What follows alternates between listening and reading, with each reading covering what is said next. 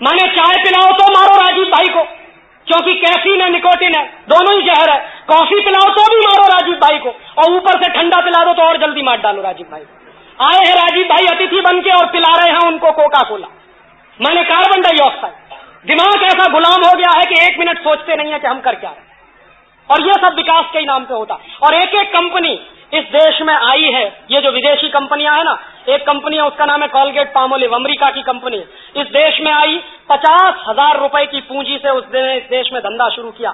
आज Colgate Palmolive company के 1 साल के प्रॉफिट 180 करोड़ रुपए के, 50,000 से धंधा शुरू किया उसने। हिंदुस्तान लीवर, हॉलैंड की कंपनी, असली नाम यूनिलीवर है, इस देश में आई धंधा करने, 24 लाख रुपए से धंधा शुरू किया और आज उस कंपनी के प्रॉफिट 480 करोड़ रुपए के आसपास। कुछ लाख रुपए लेके आते हैं और सैकड़ों करोड़ रुपए की संपत्ति यहां से बटोर के ले जाते हैं। पूंजी वो नहीं लाते, पूंजी हमारे यहां से उनके यहां जाती है। और ये सारे गरीब देशों की यही हालत है।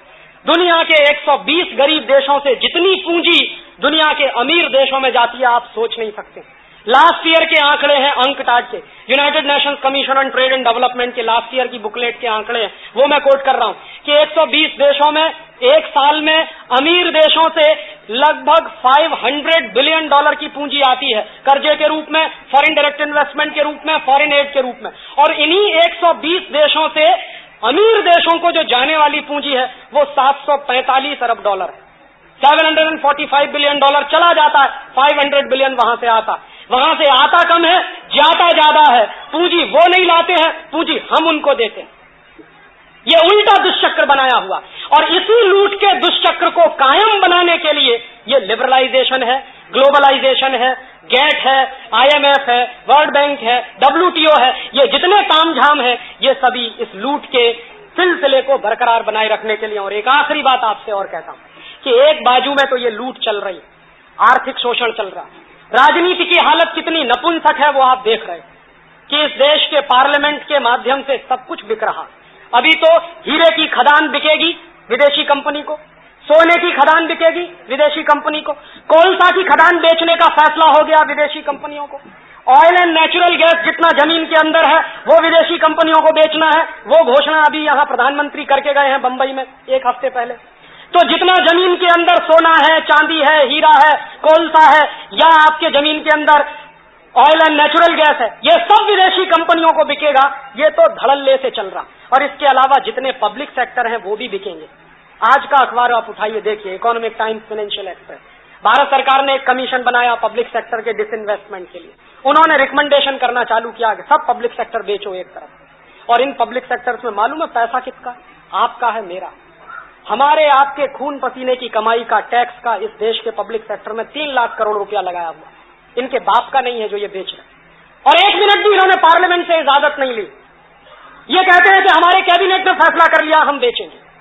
तो तुम्हारा कैबिनेट देश बेचने का फैसला कर चुका है तो देश बेचेंगे। और ये देश बेच क्यों रहे हैं? दिमाग में बराबर ध्यान रखिए, मीर जाफर ने इस देश को क्यों बेचा था? कुर्सी के लिए, पैसे के लिए। 2 ही चीजें चाहिए हर एक नेता को, या तो कुर्सी चाहिए या तो पैसा चाहिए। तो एक बाजू में तो देश बिक रहा और दूसरे बाजू में उनको लगता है कि इस देश में जब नौजवान को ये बात समझ में आने लगेगी, कोई राजीव दीक्षित या कोई अतुल शाह या कोई XYZ इस देश में घूम जाएगा तो कोई दूसरा विवेकानंद भी पैदा हो सकता है। ये डर लगता है। और जानते हैं ये डर से वो करते क्या है? उनको बराबर विदेशी कंपनी वालों को, विदेशी ताकत वालों को इस बात का डर है कि हिंदुस्तान की माटी में ऐसी कुछ खासियत है कि यहाँ कोई भगत सिंह हो जाता, कोई चंद्रशेखर हो जाता, कोई उधम सिंह हो जाता, कोई विवेकानंद हो जाता, कोई दयानंद हो जाता, कोई कुछ हो जाता। ये माटी की खासियत है। ये माटी कभी वीर विहीन नहीं रही है। हजारों साल से इस देश का यही इतिहास है। तो उनको डर लगता। तो उस डर को उन्होंने खत्म करने के लिए जानते हैं क्या किया? उनका सीधा सा फॉर्मूला है कि हिंदुस्तान का कोई भी नौजवान स्वामी विवेकानंद ना होने पाए, हिंदुस्तान का हर नौजवान माइकल जैक्सन हो जाए, उसकी तैयारी वो कराए। उनको डर है कि माइकल जैक्सन हो जाएंगे तो इस देश में कोई बांधा नहीं है, वो देश ही बेचने का काम करेंगे, भारतीय संस्कृति को बेचने का काम करेंगे। और अगर कोई दूसरा विवेकानंद खड़ा हो गया तो मल्टीनेशनल को मार मार के भगा देगा इस देश में। ये डर है। तो इसके लिए जानते हैं उन्होंने क्या किया? हिंदुस्तान के नौजवानों का चरित्र खलास करो, ये उनका 1 पॉइंट प्रोग्राम है। और इस 1 पॉइंट प्रोग्राम के लिए वो GTV लेकर आए हैं, CNN लेकर आए हैं, स्टार टीवी लेके आए हैं, प्राइम स्टार आया है, प्लस 21 आ गया है, वगैरह वगैरह 14-15 टेलीविजन चैनल इस देश में है। और रात दिन उन सारे टेलीविजन चैनलों पर जो कुछ दिखाया जाता है वो मनोरंजन नहीं है, वो मेरे और आपके चरित्र को बर्बाद कर देने का एक साधन है।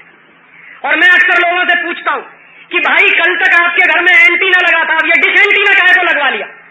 तो कहते राजीव भाई मनोरंजन करना, अभी डिश एंटीना नहीं होगा तो मनोरंजन कैसे करेंगे?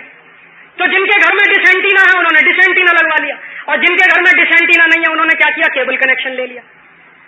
और इस देश में धन्य वो लोग हैं जो अपने घर में आग लगा रहे हैं और अपने पड़ोसियों के घर में भी आग लगा रहे हैं, डिश लगा लगा के, केबल लगा लगा के।